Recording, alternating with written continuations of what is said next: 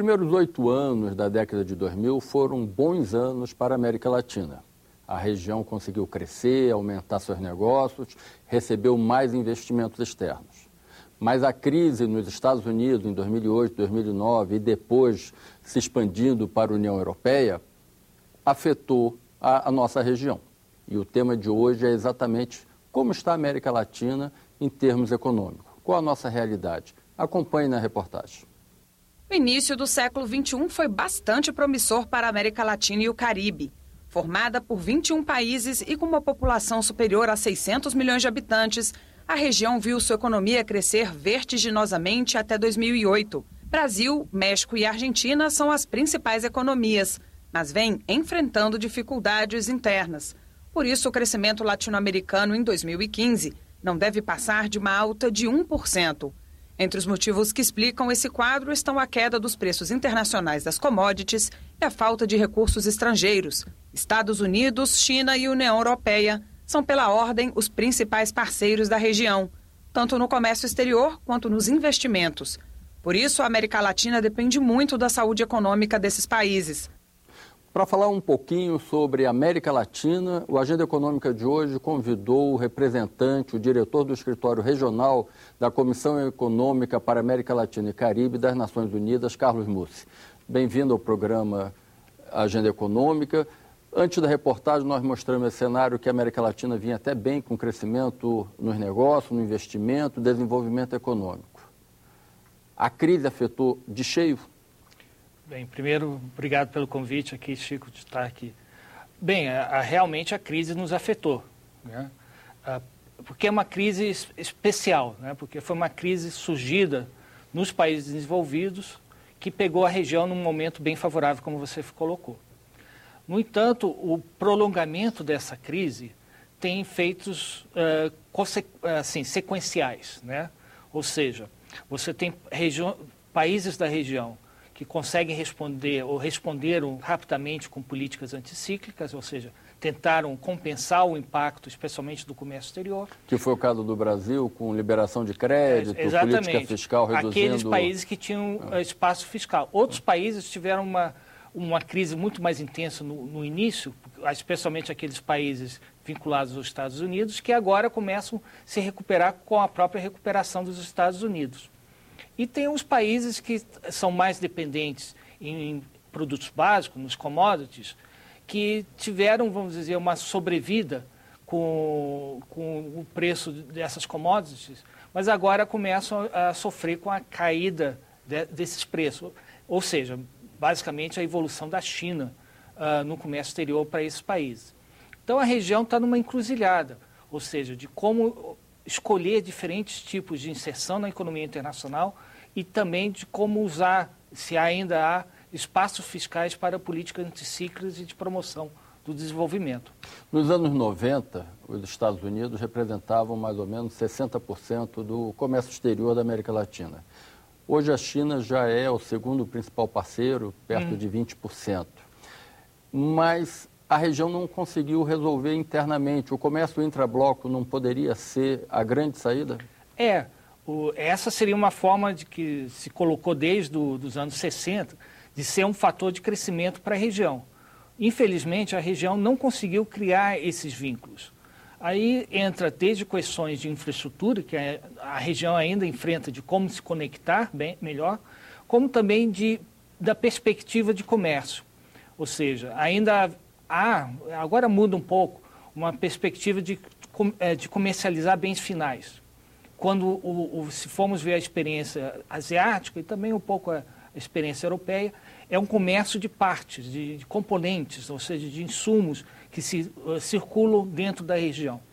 A América Latina não fez essa trajetória e, portanto, agora ela tem que ver se é possível criar essas cadeias dentro da região e também o desafio da infraestrutura que ainda existe. E essas cadeias poderiam ser, inclusive, ferramentas para a remoção de barreiras alfandegárias, mesmo aquelas que não existem oficialmente. A gente pega o famoso caso da linha branca brasileira, eletrodoméstico que vai para a Argentina, carro que vai para a Argentina, porque se houvesse um processo de construção conjunta, produção conjunta desses produtos, todos estariam sendo beneficiados, é isso? Sim, também alguns países, aí no caso da Argentina, que tem já uma história de integração com o Brasil, né? Somos também importantes parceiros deles e eles aqui. O problema aí já era a segunda etapa, que é dizer, comércio, investimento recíproco.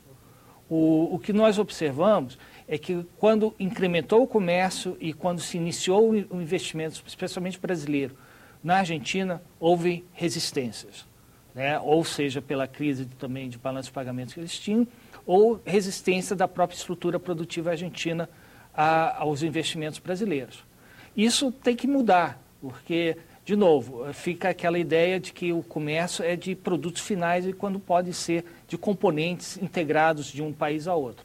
Essa resistência que o senhor falou por parte da estrutura produtiva argentina é uma resistência tecnológica ou é uma resistência política? Eu acho que tem um pouco do componente dos dois, ou seja, é uma resistência a melhores padrões de produtividade que poderiam ter com o investimento brasileiro, mas também a identificação de, bem, qual negócio que vamos ter com os brasileiros e também. Tem que reconhecer que também eles reclamam muito do nosso lado. Quer dizer, o Brasil anuncia aberturas, mas há também resistências do nosso empresariado a algumas dessas iniciativas. Então, é esse ambiente de criar confiança no investimento que seria importante esses esforços de integração serem construídos.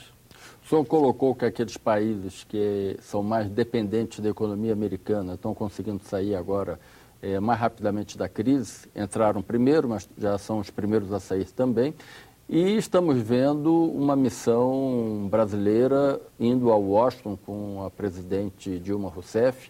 Os Estados Unidos perdeu um espaço importante no comércio exterior brasileiro nos anos 2000. Mercosul cresceu, China cresceu.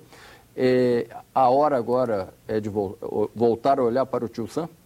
Eu acho que temos que olhar de novo com o tio Sam, porque ele também está mudando a sua estrutura, seja, por exemplo, na questão de combustíveis, né, com o cracking em novas formas, se tornando quase autossuficiente, né, no petróleo, mas também na sua, entre aspas, reindustrialização. Muitas atividades estão voltando aos Estados Unidos. Atividades foram para a China, México. Então, temos que ver como podemos participar disso. E, por último, houve um investimento brasileiro nos Estados Unidos nos últimos anos, seja na área de indústria, né? Ainda os Gerdaus e todos estiveram lá. Cadeia de lanchonetes e tudo. Quer dizer, há uma integração também importante aí que podemos buscar incrementar o comércio com os Estados Unidos e investimentos nos dois países. Esse momento de menos comércio, principalmente intra-regional, com o Mercosul não respondendo aquilo que se esperava que ele respondesse, tem feito com que algumas lideranças políticas questionem a manutenção da presença brasileira no Mercosul, dizem que é uma camisa de força e que o melhor seria estar como o Chile, livre, solto, para fazer acordos com quem desejar. Na visão do CEPAL, qual é o melhor caminho? Olha, o melhor caminho é a integração da região. Afinal, a integração ocorre principalmente com seus vizinhos. Seus vizinhos não mudam, né? As relações com outros países de outros continentes podem mudar, mas os seus vizinhos estarão aqui. E é importante para a estabilidade da região econômica, social, né, que haja esses esforços de integração.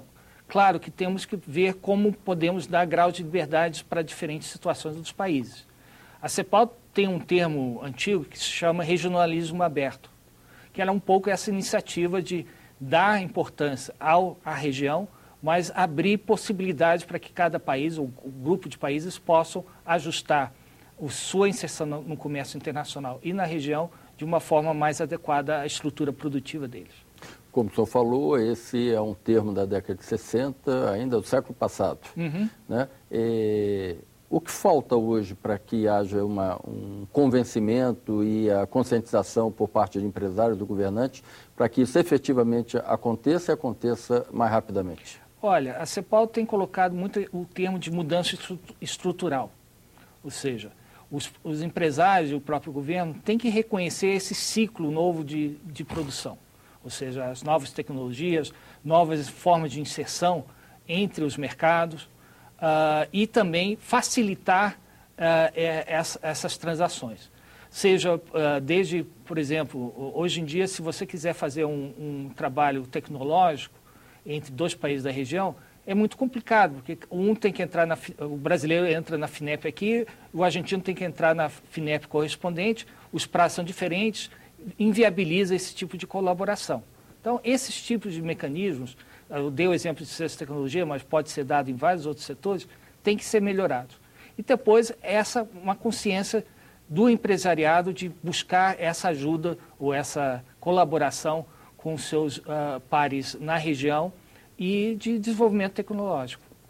Nós sabemos que esse comércio intrabloco é um comércio pautado principalmente em produtos manufaturados, né? Enquanto está se exportando soja, minério de ferro para a China, para a Europa, aqui na região nós exportamos geladeira, automóvel, mas há uma análise do próprio CEPAL que esses produtos feitos na América Latina e exportados na América Latina ainda tem um padrão de tecnologia bastante rudimentar face ao que está sendo feito na Ásia e em outros setores. É esse efetivamente o retrato? Olha, é mais ou menos esse retrato. O que a CEPAL coloca, a importância de inserção em cadeias de valor, não só da região, mas também mundiais, né? Também esse cenário era muito baseado em produção com conteúdo somente da região. Você hoje em dia não pode pensar nisso, tem que pensar em conteúdo mundial para manter essa competitividade. Também, o que temos observado, também como resultado da crise, que as multinacionais estão mudando suas estratégias.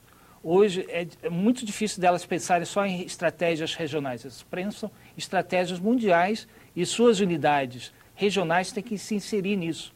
Isso também é um desafio para a região, quer dizer, não só mudar a mentalidade e ver como o seu relacionamento com essas grandes cadeias de valor, especialmente ligadas a empresas multinacionais, vão se estabelecer. Bem, a gente vai fazer uma pequena pausa. Esse é Carlos Mussi, diretor do escritório regional da CEPAL, a Comissão de Economia para a América Latina e Caribe no Brasil. A gente volta em 1 minuto para debater o futuro da América Latina. Daqui a pouco.